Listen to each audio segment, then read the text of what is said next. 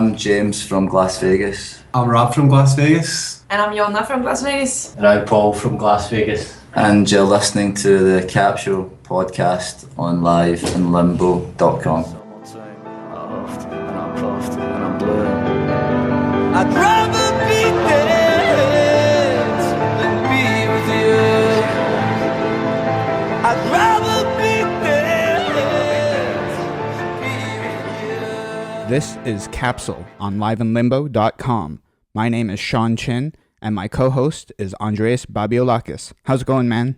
Everything's good. How's it going on your end? All is well. Today we're joined by Scottish rock group Glasvegas. So let's quickly go around the table and say hi to everyone. We have James Allan on vocals. Hiya. Rab Allan on lead guitar. Hello. Paul Donoghue on bass. Hello. And of course, Jonna Löfgren on drums. Yes, hello. Yeah, so glad that you're all here, and Canada cannot wait to have you all back. How's it going, everyone? Good, thanks. So I'm going to start off with a question that I think is fun. So, Jonna, you're still relatively the newest member of the band, but over the last few years, do you think that you're now one of the guys, or are you the one that's keeping them all in order and in shape? I think I'm both. No, I don't know. I guess because I don't really. I guess I'm just a part of the gang, really. She doesn't really have a choice, to be honest. No. It's more that, I think. Veteran.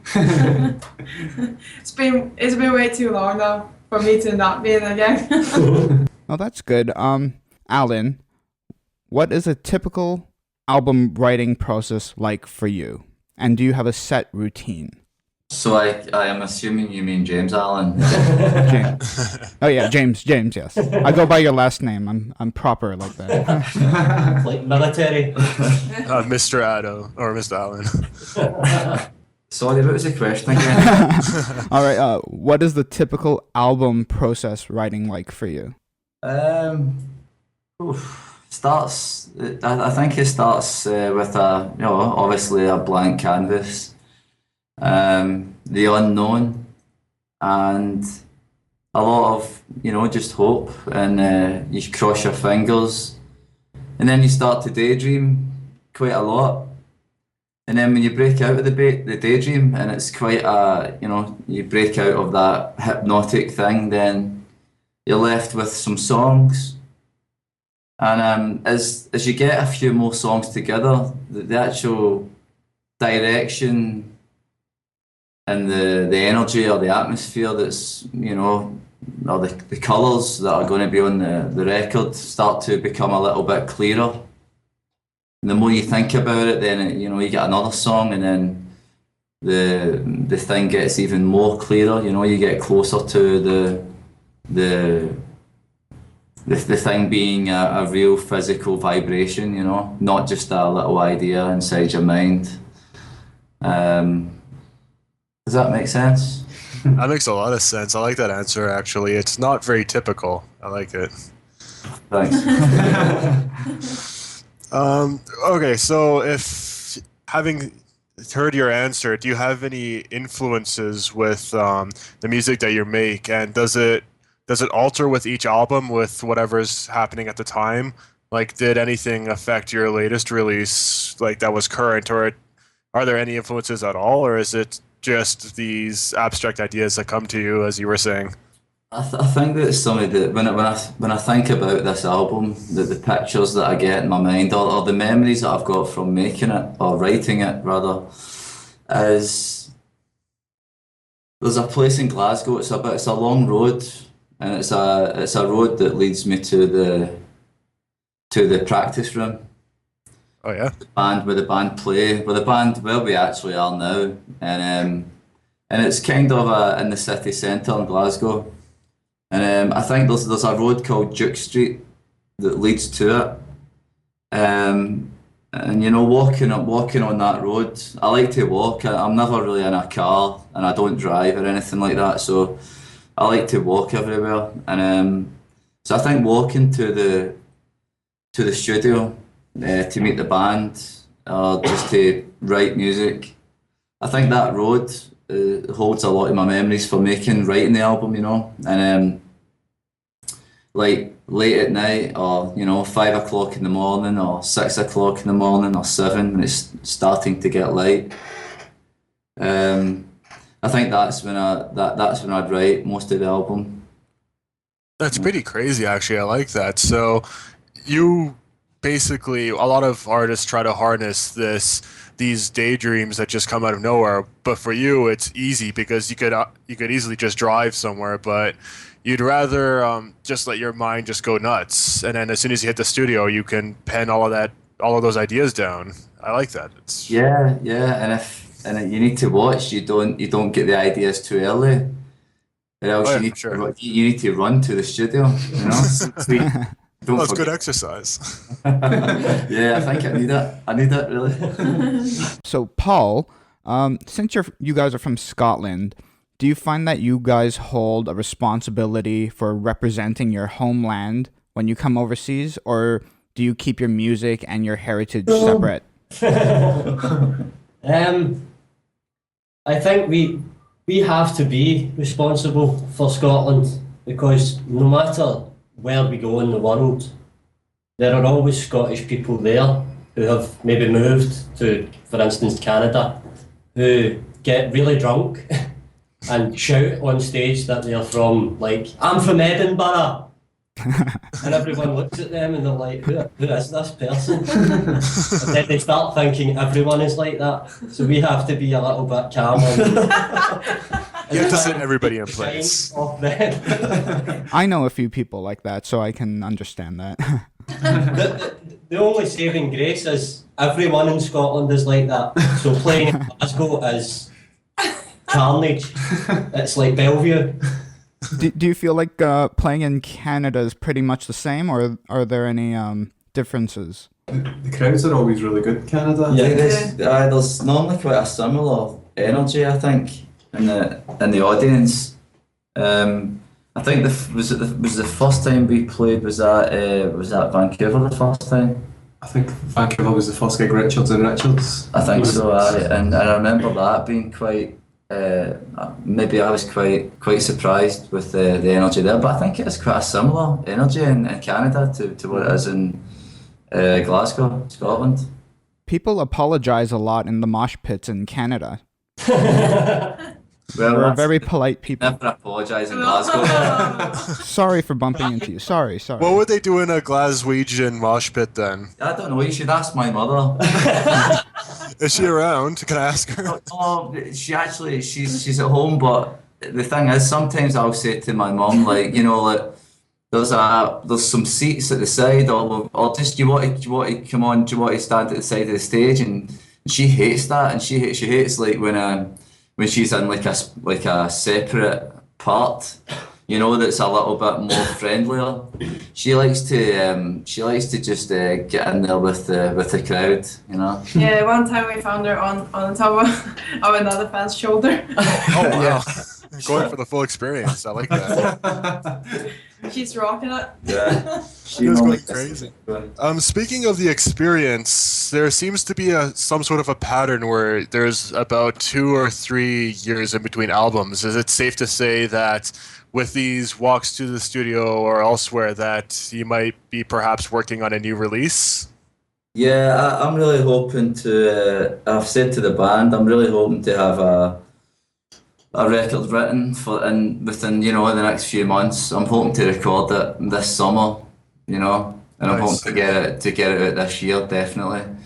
Yeah, and I think it's just, I don't know, it's just my instincts really that tells me that's what's going to happen, and it's just, I guess it's I don't know. It's something that it's not something that you can really choose a lot of the time. It's something that it's just quite an instinctive thing and an intuitive thing. But I'm looking forward to just really carrying the momentum of the last few records or whatever, and maybe a little bit quicker this time with the next one.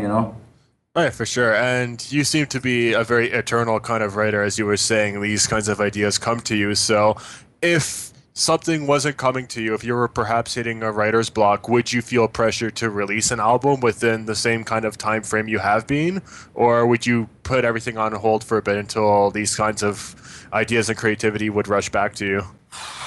That's a good question. I don't think that I've never been in that position, so I don't really know. I hope it doesn't happen. I hope all's good. If it does happen, then we know who jinxed us. My co-host did. It's all his fault. He's a jerk. Don't blame me.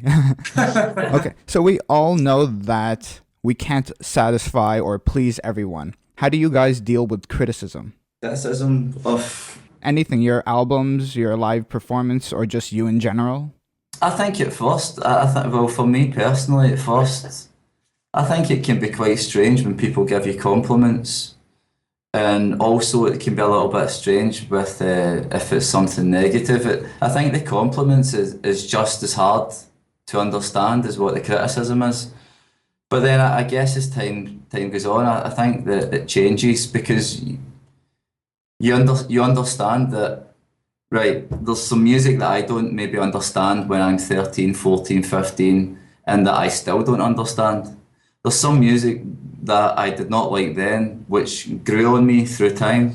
There is some music back then I loved, and now I don't really understand as much. I can't connect to it as much. So there's all these different, sort of changes in your perception of something, and it's the same with movies, art, different things, And so if someone if someone maybe doesn't really, they can't connect with what you're doing, you really need to be quite sympathetic, quite understanding to them, I think, and not get not feel down about that, because we've got the same freedom when we listen to artists. We've got the freedom to not really connect with it or whatever, and because we've got that freedom, it's really important that you've got to be understanding and allow other people to not get what you're doing. It's fine, You got some really good answers for sure. Yeah, that's why we keep him talking. Speaking of criticisms and the like, there's a lot of criticism that artists are getting through social media and whatnot. So let's try and link this somehow to social media.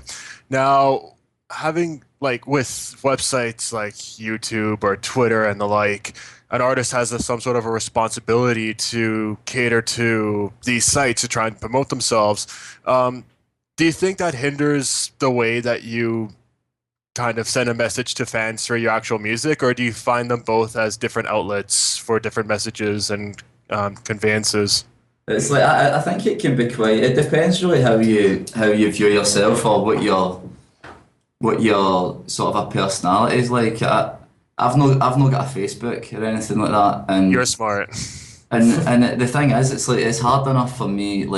I didn't even have a phone for years, so, and I quite enjoyed that. But now I've got the responsibility of answering the phone or texting someone back, and that to me is quite enough pressure that God knows how I would ever be able to do anything like a Facebook thing or anything like that. But then, I know that other people do have them, and I can see it could be quite a fun thing, if that's what you like doing.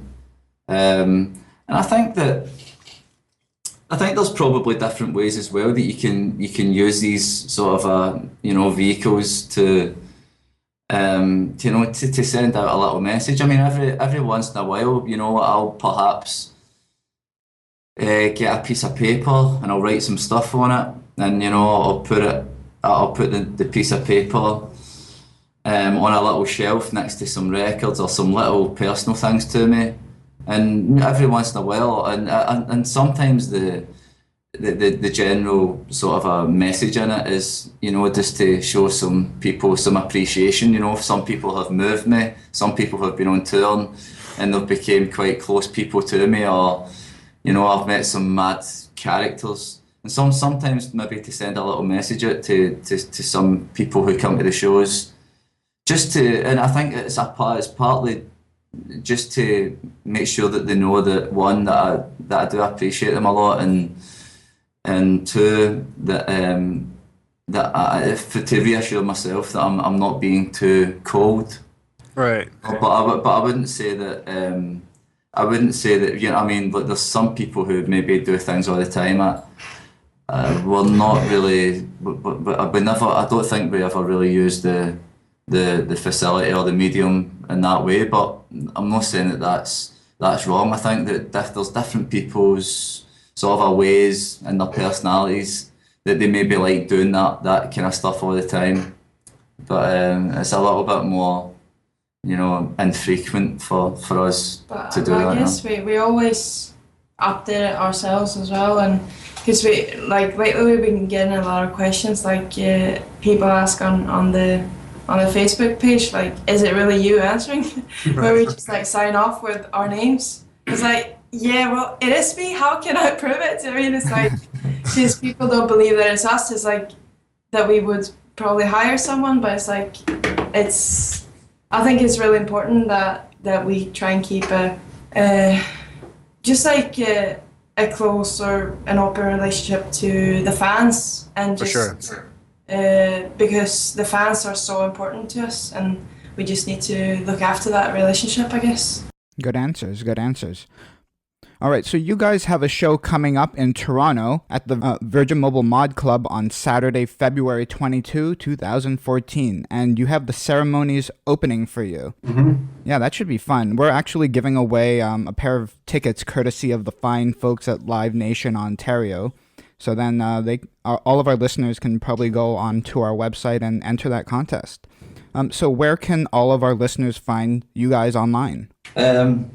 I've actually got some friends up there. If we could fix the competition. Oh, right. That's insider trading or something. Well, they can enter at least. Maybe edit that out. All right. So our listeners can find you guys at glasvegas.net, facebook.com/Glasvegas, and of course on Twitter at Glasvegas. And we got an Instagram as well, Glasvegas Oh. Official. Wow. And what else is that? And we got a Tumblr. Tumblr and everything else. YouTube probably. Yeah. Yeah. List all the sites here. All right. Thank you guys so much for joining Andreas and I today. Yes, thank you very much. We can't wait to see you in Toronto. Thank you. Yeah, We'll thank see you. see you Looking soon. forward to it. Yes. Thanks, Las Vegas, for joining us today. You can follow myself on Twitter at Sean Chin, my co-host Andreas Babiolakis at Andreas Babs. You can follow the show on Twitter at Live in Limbo and use the hashtag Capsule Podcast to join in on the conversation. And of course, you can find the show notes on liveinlimbo.com/capsule. See you next time.